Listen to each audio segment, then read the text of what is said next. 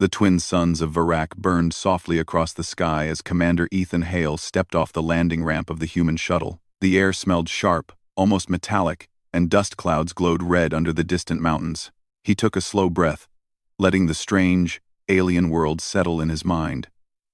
Ethan had been deployed to dozens of planets as a peace officer for the Galactic Coalition. But Varak was different. The species here, the Varkani, were known for their discipline, their emotional honesty, and their intense cultural customs that confused most visitors. But they were also honorable, and that was why the Coalition sent Ethan. He understood respect better than most. Varkani warriors stood in rows as he approached. Their tall figures cast long shadows on the sand, and their armor plates reflected soft gold tones. At their center stood the one he had come to meet, Arakai, daughter of General Tovar, a respected leader of the Varkani clans. She stepped forward as Ethan stopped near her, and her yellow eyes blinked slowly, studying him. "You are smaller than I expected, human," she said, her voice firm but not hostile. "And you are taller than most of my commanding officers," Ethan replied with a calm smile. Several Varkani warriors shifted. Their species didn't smile, and they never knew what to make of it when humans did. But Arakai tilted her head, a sign of mild amusement among her people. "You come to teach us," she said, "or so the Coalition says." "I come to learn too," Ethan answered. "Respect goes both ways." Arakai paused at that. She had heard stories of humans, strange creatures who used emotions to guide their choices, who bonded through open words rather than trials. Her own species bonded through ritual combat, a ceremonial contest that tested compatibility. Two partners fought with controlled movements to show how well they could read each other's intentions. Victory didn't decide worth. Harmony did, but many younger Varkani saw the ritual as outdated. Some clans wanted new ways. Others refused. Conflict spread quietly across the planet, not through war but through disagreement, stubbornness, and pride. The Coalition hoped humans known for cooperation might help. And Ethan Hale, known for understanding both warriors and diplomats, was the perfect candidate. Arakai turned and gestured for him to walk beside her. "You will stay in the clan hall," she said. "We have prepared a guest chamber." "Thank you," Ethan replied. "I appreciate the hospitality. And tomorrow," she added, her tone deepening, "you will watch the combat of choosing." Ethan had heard of the ceremony, but seeing it would be different. "I'll be honored." Arakai did not respond. She simply walked ahead, her steps steady and powerful. Ethan watched her carefully. She wasn't unfriendly, just shaped by a culture where feelings were shown through action, not softened words. Inside the clan hall, Ethan found a spacious stone chamber decorated with glowing crystal lines that ran across the walls. It felt ancient and alive. Arakai stood in the doorway, watching him examine the room. "If anything is unsuitable, inform me," she said. "It's perfect," Ethan answered. Her eyes narrowed slightly. "Humans speak so easily. How can you know something is perfect after only seeing it for a moment?" "Because I trust the effort behind it," Ethan replied. Arakai blinked again. She did not understand fully, but she remembered his words. As night settled, distant drums echoed across the desert. Ethan sat near the window, listening to the rhythmic beats. They belonged to the clans gathering at the arena for tomorrow's ceremony. The combat of choosing matched partners, sometimes companions, sometimes promising leaders, sometimes lifelong protectors. The ritual was not violent. It was a test of rhythm, coordination, and bonding. But many believed the ritual caused unnecessary stress and emotional distance. Others believed it was sacred. Ethan wondered where Arakai stood on that debate. The next morning, the arena was crowded with Varkani from several clans. The structure rose like a bowl of white stone, glowing under twin sunlight. Ethan walked beside Arakai into the central stands, where the general himself waited. General Tovar towered over Ethan, even taller than his daughter. His armor was carved with historic markings, each scratch a symbol of a past victory. "You are the human advisor," Tovar rumbled. "We welcome you. For now." Ethan nodded respectfully. "Thank you, General." You will witness our traditions today. Watch closely. Do not judge too quickly. His voice had no threat, only pride. I won't, Ethan said. I promise. As the ceremony began, 2 Varkani stepped into the arena. They circled each other, moving with slow, elegant motions. Their weapons were soft, padded staffs designed for tapping, not striking. Ethan watched as they tapped shoulders, arms, and legs in a careful rhythm. It was like a dance mixed with strategy. Partners had to show trust, leaving openings, predicting touches, responding in harmony. Arakai leaned close and whispered, "They are showing how well they feel each other's intentions." "It's beautiful," Ethan said softly. She looked at him sharply, surprised. Most outsiders called the ritual strange or primitive. Ethan saw the emotional layer instead. As more pairs performed, the atmosphere slowly changed. A young pair from a rival clan seemed tense. Their movements were too sharp, too fast, lacking harmony. The crowd murmured.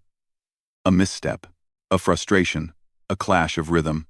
The young male Varkani pushed harder, treating the ritual like a true fight. Arakai tensed. This is the problem. The ritual becomes something else. Ethan watched as the pair spiraled out of rhythm. What was meant to show compatibility now turned into something like argument without words. The male swung too hard. The female flinched. The audience grew uneasy. Ethan stepped forward instinctively. "Are they allowed to continue like that?" Tovar growled. "Tradition must be honored. We do not interfere." "But someone may get hurt," Ethan said. Arakai inhaled sharply. "Interference is forbidden." Ethan watched one more moment, and then he stepped onto the edge of the arena. Arakai gasped. Tovar barked his name, shocked. The crowd froze. Ethan raised both hands. "I'm not interfering with your ritual. I'm stopping an accident." He walked calmly between the 2 young Varkani just as the male thrust forward. Ethan caught the staff with his hand, not forcefully, not aggressively. He simply held it still. The entire arena went silent. The male warrior stared at him, stunned. "Human, why do you interrupt? This is our way." "This isn't your way," Ethan said gently. "Your way is harmony, not anger." His calm tone hit the arena like a quiet thunder. The female Varkani lowered her staff first. Her voice trembled slightly. "He is right. This feels wrong." Murmurs spread through the audience. Arakai stepped down into the arena, her movements stiff with tension. Her eyes locked onto Ethan. "You just challenged tradition." "No," Ethan replied. "I protected it." Tovar stood slowly, towering above all. "Human, explain yourself." Ethan turned to the crowd. "Your ritual isn't about winning. It's about understanding each other. It's about connection. But you cannot connect when one side forces too much strength. Harmony needs balance." The crowd grew still. Varkani were not used to speeches. They were used to actions. But Ethan's words touched something they rarely spoke about. The female warrior whispered, "He saw what we did not." Arakai stared at Ethan, her eyes narrowing not in anger, but in deep thought. She stepped closer. "Human, how do your people choose? How do you know who fits with you?" Ethan took a breath. "We talk. We learn each other's thoughts. We build trust through honesty, not trials." The arena muttered again. Talking? Trust? These were not foreign concepts, but they were not central to their rituals. Arakai's voice softened. "Show us." Ethan was surprised. "Show you? You say your people bond differently. If your way has wisdom, then demonstrate it." "With me," the crowd gasped. The general's eyes widened. Ethan blinked, stunned. "Are you sure?" Arakai nodded slowly. "If there is a better way, I should learn first." Ethan stepped forward. "Then let's begin. No fight. No ritual. Just understanding." Arakai faced him, unsure of what to expect. Ethan spoke quietly, calmly. Tell me what you feel when you step into the arena. Arakai hesitated. Speaking feelings openly was foreign. I feel responsible. I must show strength. I must not fail. Why? It would disappoint my clan, she said. They look to me. Ethan smiled gently. But strength is not only shown by standing alone. Sometimes it's shown by sharing the weight with others. Arakai stared at him. The idea was simple, but to her, it felt revolutionary. The crowd watched as Ethan guided her through simple conversation, questions, and calm breaths. He helped her see her own thoughts, rather than hide them behind discipline. The arena slowly fell quiet. Listening to a human teach a warrior how to understand connection without conflict. General Tovar finally spoke. Human, you may continue your stay here. It seems we have much to witness. Arakai looked at Ethan differently now. Not as an outsider. Not as a small human, but as someone who saw through their traditions with a strange kind of clarity. She stepped closer, her voice low. Perhaps your way has strength too, Ethan smiled. Your way has beauty. Maybe together, we can find something better. And for the first time, Arakai felt that the ancient traditions of her world might be on the edge of change, not by force, but by understanding brought by a single human who dared to step into their sacred arena. Arakai walked beside Ethan through the long stone corridors of the clan hall. Her steps slower than usual. Since the arena incident, she kept replaying what happened in her mind. A human had stepped into their sacred ritual without fear. Not to challenge their customs. Not to shame them. But to protect harmony. It was something she had never witnessed before. Varkani did not step into each other's trials. They observed, honored, respected distance. But Ethan had broken that boundary with calm purpose, and no one could deny the truth behind his actions. Ethan glanced at her as they walked. I hope I didn't cause trouble for you. You did, Arakai said honestly. But it might be the kind of trouble we need. Ethan chuckled softly. That sounds like something my old captain would say. Arakai looked straight ahead. Many clan leaders argued last night. Some say you insulted tradition. Others say you revealed its weakness. My father is still deciding what he believes. And you? Ethan asked gently. Arakai hesitated. Her people did not speak feelings easily, but Ethan's presence made honesty feel less dangerous. I believe tradition loses meaning if we do not understand why we follow it. Ethan nodded. That's wise. She glanced at him. It is uncomfortable. But your words changed something in the arena yesterday. The young warriors could see that they were not hearing each other's intentions. You reminded them. They reached the training courtyard. An open space filled with sand and large stone pillars. Several young Varkani were practicing slow forms, their padded staves brushing the ground in controlled arcs. When they saw Ethan, many froze, whispering among themselves. The outsider had become the subject of every conversation. Arakai stepped forward. Ethan will observe your forms today. Keep discipline. The trainees stiffened and resumed their movements. Ethan watched carefully. Their rhythm was impressive, synchronized, almost like breathing. But as he observed, he noticed something. The movements were perfect, but the intention behind them felt mechanical. Arakai, Ethan said quietly. May I speak with them? She nodded, though unsure what he would do. Ethan stepped closer to the trainees. Your technique is strong, he said.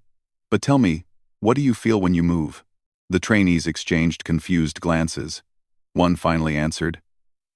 Focus is good, Ethan replied. But what about trust? Cooperation? Do you feel each other? They looked even more confused. Arakai crossed her arms, watching him challenge their understanding again. Ethan continued. Try something with me. Pair off. Don't fight, just move in rhythm. Not with staff, but with your steps, he demonstrated, walking backwards slowly, stepping left, then right, his hands open. Your partner should mirror you.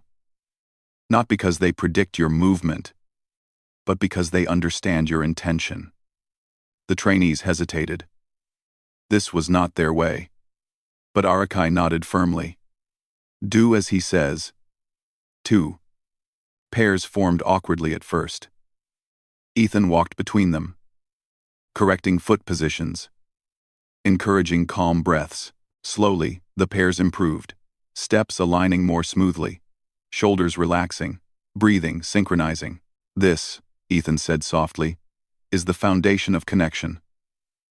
Before a ritual, before a ceremony, before any challenge, there must be understanding. One young Varkani blinked. But we are not taught to understand feelings. Ethan crouched beside him. You do not need a word to feel someone. You only need patience. Arakai watched the trainees change without anyone forcing them. Ethan did not command. He guided. He asked questions. He encouraged. Their people valued strength, but this human showed strength through gentleness in a way they had never seen. Later that afternoon, Arakai led Ethan to the council terrace, overlooking the Red Valley. The wind blew softly, carrying the sound of distant clan drums. She rested her hand on the stone railing. You changed their training, she said quietly. I didn't change it, Ethan replied. I just slowed it down so they could see the meaning behind it. My people do not slow down, Arakai murmured. Ethan gazed at the horizon. Maybe that's why the rituals started losing their harmony. You move with perfection, but not with emotion. Arakai turned toward him. Emotion is dangerous. It breaks discipline. Emotion is not uncontrolled, Ethan said gently. It's a message. Understanding it keeps discipline stronger. Her eyes softened. You speak like a healer. Ethan shook his head. No, I just grew up in a home where silence caused more damage than mistakes. Arakai tilted her head. Tell me, he sighed. My father never talked about anything. If he was worried, he hid it. If he was proud, he hid it. If he was afraid, he hid that too. I always felt like I was guessing how he felt, but as I got older, I realized he was guessing too, and pretending he didn't need to say anything. Arakai listened intently. Humans rarely shared such truths openly. And what did you do? Ethan smiled faintly. I learned to speak. Even when it was uncomfortable. Even when I didn't want to. It helped me understand others. And myself. Arakai looked away, absorbing his words. Varkani believes speaking feelings makes one weak.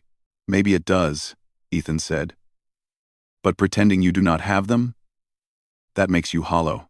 She stared at him, stunned by how easily he spoke truths her people avoided for generations. Before Arakai could respond, a messenger approached and bowed. General Tovar requests your presence, he announced. Arakai straightened. We will go. The clan hall's main chamber was filled with elders from several clans. Their armor was ceremonial, polished, until it shone like burnished gold.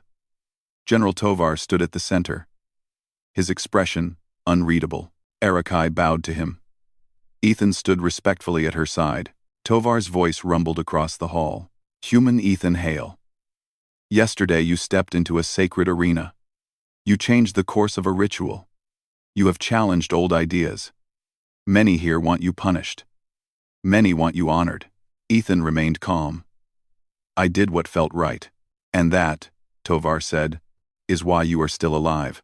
Some elders shifted uncomfortably, but none objected openly. Tovar continued, Tonight there will be another combat of choosing, but this time we want you to guide it. Ethan blinked. Guide it? Tovar nodded. You say harmony comes from understanding, not force. So we ask you to instruct the participants before the ceremony. Show them your way. Arakai stiffened in surprise. Father, this is unprecedented. Tovar looked at her. Unprecedented times require unprecedented choices. Ethan stepped forward. I will help. But I cannot change your tradition. I can only give your people a new lens to see through. That is enough, Tovar said. Later, in the preparation hall, Ethan met the 4 Varkani chosen for that evening's ritual. They stood tall and disciplined, but also nervous. Their people did not share emotion, But Ethan could see tension in their shoulders. He asked them a simple question. "Why do you want to join this ritual?" One warrior answered, "To prove myself strong." Another said, "To honor my family." A third whispered, "To find someone who understands me." Ethan nodded at each answer. "And what do you fear?" The hall went silent. Varkani did not speak of fear. Ethan waited patiently. Finally, the third warrior spoke again. "I fear choosing wrong." The others slowly admitted their fears to disappointment, failure, embarrassment, losing honor. Ethan smiled gently. "When you step into the arena tonight, don't fight your partner. Listen to them. Feel their rhythm. Look for harmony, not victory." They nodded, absorbing his words. Arakai watched silently from the entrance. Every moment she spent with him challenged something in her. Every word from him echoed in places she had walled off since childhood. Her people believed strength came from silence. But this human, this small, fragile outsider, spoke truths that towered over her. That evening, the arena filled once more. Drums sounded. Torches lit the stands. This ceremony felt heavier, as if the entire world were holding its breath. Ethan stood with Arakai near the edge of the arena. She glanced at him. "They are ready because of you." "No," Ethan said softly. "They were always capable. They just needed permission to feel." Arakai's chest tightened with unfamiliar emotion. "You make weakness sound like strength. Maybe because it is," he whispered. The first pair entered the arena, but something felt different. Their steps were slower, more aware. They moved in a calm rhythm, tapping staffs gently, responding to each other with intention rather than force. The crowd watched, confused at first, then quietly accepting that this softer method still held power. Arakai felt her throat tighten. Ethan had done what no Varkani had dared. He had challenged the meaning of strength without taking any strength away. The second pair entered. Their harmony was even clearer, careful, patient, understanding. The entire arena fell silent. Captivated, General Tovar leaned toward his daughter. "Perhaps the human sees truths we ignored." Arakai could not disagree.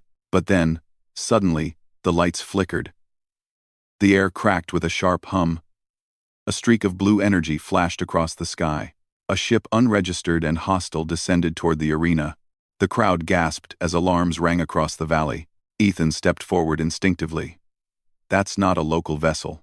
Arakai grabbed her staff. "Raiders from the outer bands. They target ritual gatherings." The ship hovered menacingly overhead.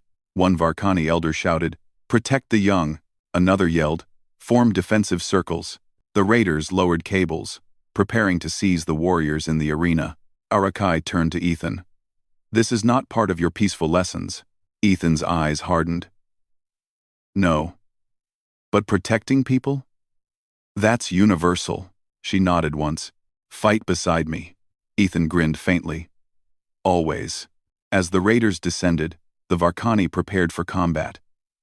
But none of them expected what would happen next, because the human who taught them harmony was about to show them another truth they had never seen before. Humans did not only speak of connection, they fought for those they cared about, even if the entire sky was falling.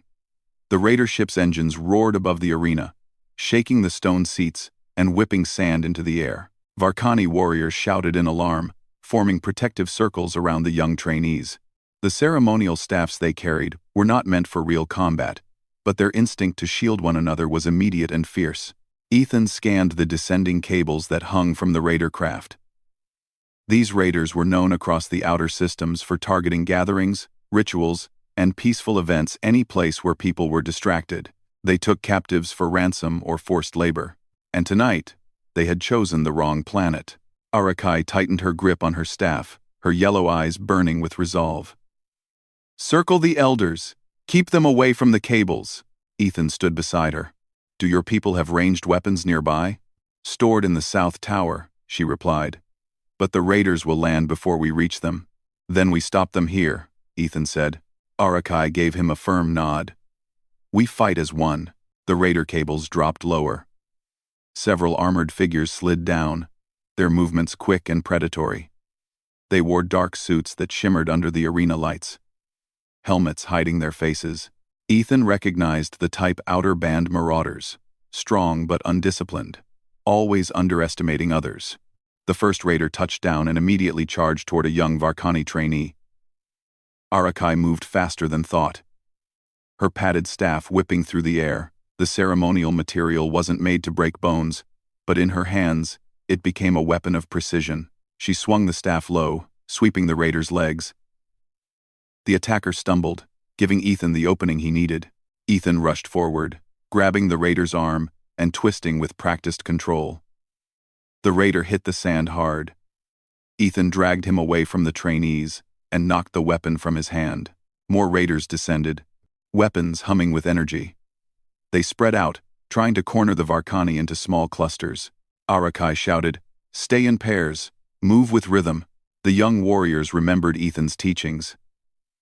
They paired off instinctively, stepping in mirrored patterns, creating protective lines. Instead of panicking, they used slow, steady footwork that confused the raiders. The attackers expected scattered fear, not coordinated harmony. Ethan grabbed a fallen raider's baton.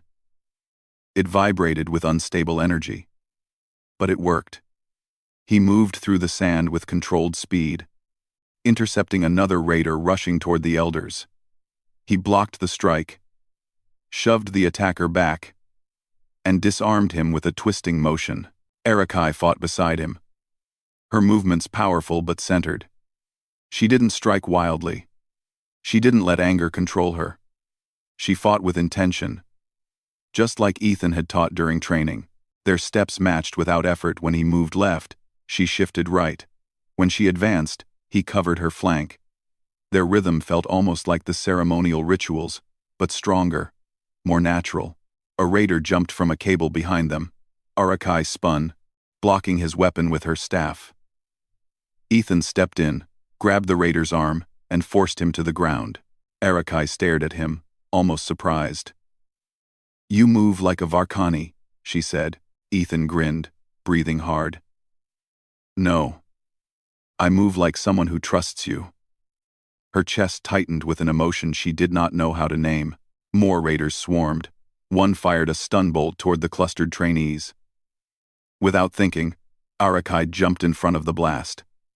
The energy struck her armor, sending sparks flying. She staggered. Ethan caught her before she fell. "Arakai," she shook her head and pushed herself upright. "I am fine. Do not slow down." Ethan tightened his grip on the baton. "Then let's take them all down." They charged into the chaos together. Meanwhile, General Tovar commanded the elders to retreat into the inner hallways. But the old warriors refused to flee. They stood their ground at the entrance, guarding their people with determination. One elder shouted, "We do not run from cowards." The raiders grew frustrated as their attempt to capture the Varkani quickly collapsed. They expected a panicked crowd, not a coordinated defense shaped by strange new unity. And they certainly did not expect a human to stand at the center of it all. A tall raider captain leaped down from the ship, landing heavily in the sand. His dark armor was thicker, his weapon more advanced. He scanned the battlefield and locked onto Ethan. "Human," the captain growled through a distorted helmet voice. "You are not worth my time. Move aside." Ethan stepped forward, unshaken. "I'm right where I need to be." Arakai stepped forward too. "He does not stand alone." The captain aimed his weapon at her. "Then you die first." The moment slowed. Ethan saw the captain's finger tighten on the trigger. Ethan lunged, pushing Arakai aside just as the weapon fired. The blast shot past them and hit a stone pillar. Light exploded across the arena. Arakai stumbled but caught herself. Eyes wide. "You risk yourself too easily," she said, breath unsteady. Ethan didn't answer. He turned toward the captain and charged. The captain swung his rifle like a club. Ethan ducked under it and struck the raider's chest plate with the baton. The energy jolted the raider. But it wasn't enough. The captain grabbed Ethan by the arm and threw him backward. He slid across the sand but rolled to his feet. Arakai rushed in, her staff spinning. She struck the captain's left shoulder, then the right knee. The raider grunted, staggering slightly, but still held his weapon firmly. "You think you can stop us?" the captain yelled. "We are stronger." HFY stood tall, breathing hard. "Strength is not just force." Ethan approached again from the side, moving quietly. "Sometimes strength is timing." He pretended to stumble, drawing the captain's aim. When the raider shifted to fire at Ethan, HFY landed a precise strike on the captain's wrist. The weapon clattered to the sand. The captain roared and grabbed HFY with both hands. She struggled, but his armor was heavy, and his grip powerful. Ethan yelled, "HFY!" Without hesitation, he leaped onto the captain's back, grabbing his helmet and pulling it sideways. The raider thrashed, trying to shake him off.